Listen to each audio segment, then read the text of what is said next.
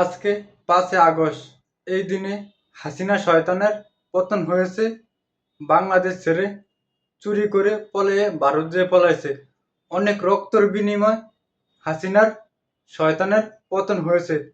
বিনা দোষে অনেক মানুষকে হত্যা করেছে, নির্যাতন করেছে, অত্যাচার করেছে।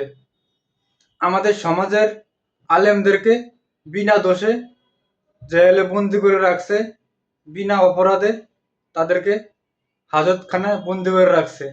তাদেরকে এত পরিমাণ নির্যাতন করছে। দেলার হোসেন সাঈদীর কথাগুলা সে মৃত্যুবরণ আগে যেগুলো বলে গেছে সবগুলো বাস্তব হয়েছে। হাসিনা কিন্তু এখন সুখে নাই, অশান্তিতে আছে। সে শান্তি নাই, অনেক অত্যাচার করছে বাংলাদেশের আলেম উলামাদের, সাধারণ জনগণদেরকে, মানুষদেরকে। সে এখন সেটা হারে হারে বুঝতে আছে। হাসিনা একটা শয়তান। তাকে এভাবে আল্লাহ সারা জীবন রাখবো অত্যাচারের ভিতরে, কষ্টের ভিতরে।